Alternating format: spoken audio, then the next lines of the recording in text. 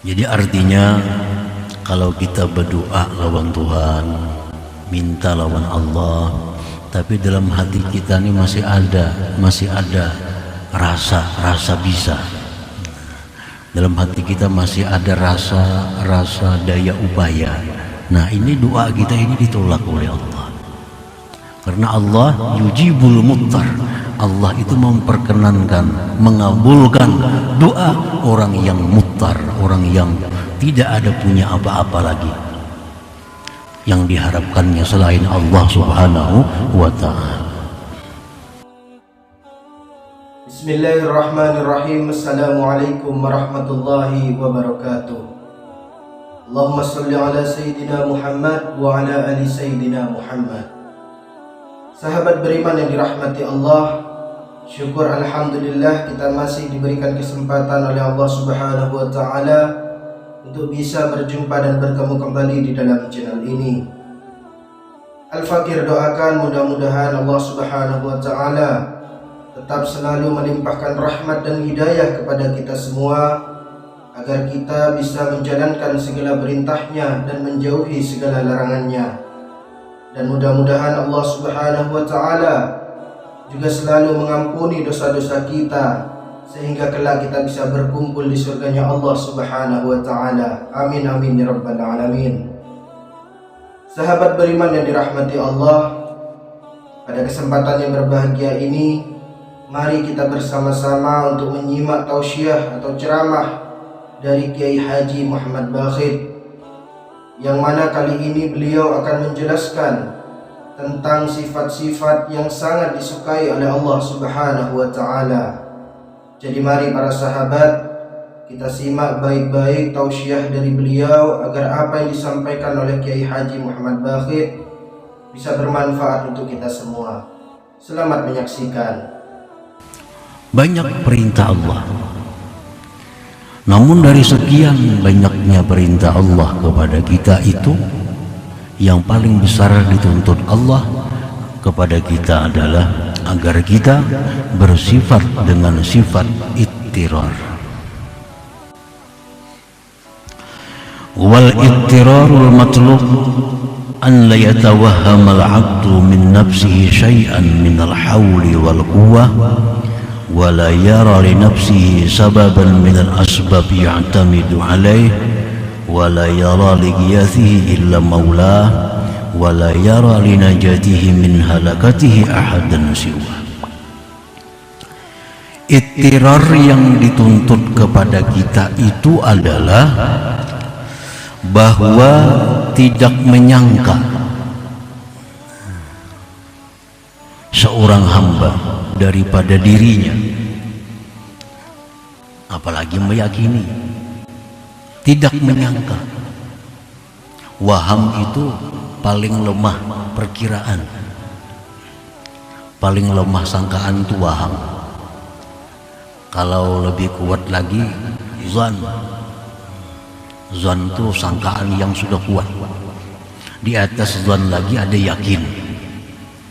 Nah, jadi artinya bahwasanya tidak menyangka, selemah-lemah sangka. Tidak menyangka seorang hamba daripada dirinya itu ada sesuatu keberdayaan dan kekuatan,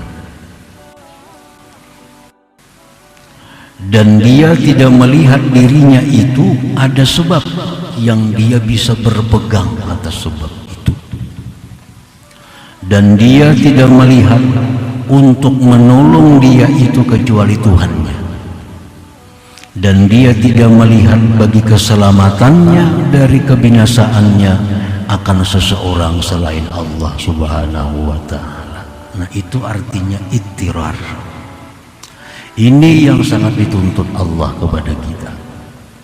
Dari sekian banyak perintah, dari sekian banyak tuntutan Tuhan kepada kita, inilah tuntutan yang besar. Jangan sampai kita ada merasa sedikit juga pun bahwa kita ini punya daya dan upaya. Sedikit pun kita jangan ada merasa bahwa kita ada mempunyai sesuatu yang bisa kita pegang, yang bisa kita jadikan sandaran. Jangan ada kita merasa sedikit jua pun ada orang yang bisa menyelamatkan kita selain Allah Subhanahu wa ta'ala. Nah, ini artinya ittirar. Orang sembahyang berarti dia melaksanakan tuntutan Allah yang zahir. Kalau orang yang sembahyang ini tapi di hatinya ada rasa, dalam hatinya ada rasa bahwa dia punya daya upaya, sembahyangnya sia-sia. Sembahyangnya sia-sia.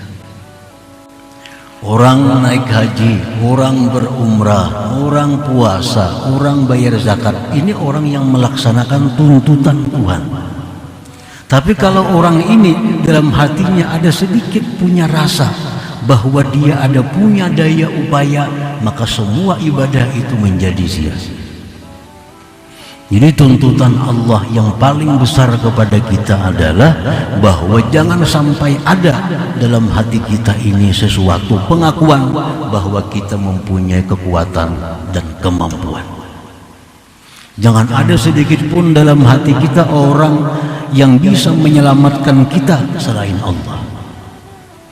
Jangan ada dalam hati kita pengakuan bahwa ada selain Allah yang kita bisa bersandar dengannya.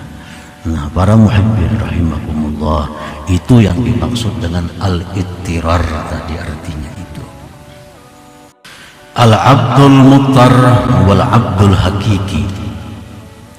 Seorang hamba yang bersifat dengan ittirar. Ittirar ya yang tadi, yang tidak ada merasa daya, tidak ada merasa punya daya upaya, yang tidak ada merasa punya kekuatan sedikit pun. Nah, seorang hamba yang bersifat dengan sifat ittirar itu, itulah hamba Allah yang sebenarnya, itulah hamba yang hakiki. Alladzi idza da'a Allah ajabah wa idza sa'alahu a'tah. Yang bila mana dia itu berdoa kepada Allah, Allah ijabah doa. Bila dia minta kepada Allah, Allah beri permintaannya.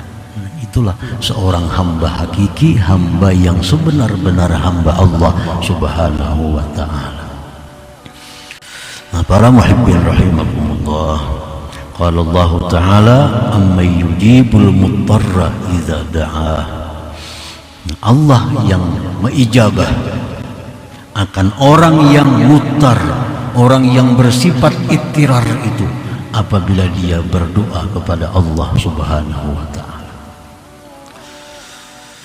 Fa'alaika ayyuhal abdu idza aradta an tatluba min maulaka syai'an jalban aw daf'a fa'alaika bil ittirar. Apabila engkau wahai hamba ingin minta sesuatu kepada Tuhan engkau, baik permintaan itu berupa manfaat atau keselamatan daripada bala dan bencana, mintalah kepada Allah dalam keadaan bersifat ittirar itu.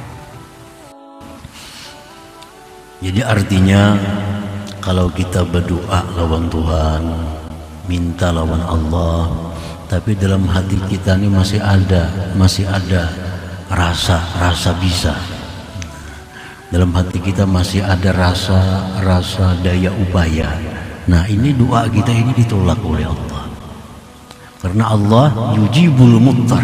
Allah itu memperkenankan, mengabulkan doa orang yang muttar, orang yang tidak ada punya apa-apa lagi yang diharapkannya selain Allah Subhanahu wa ta'ala.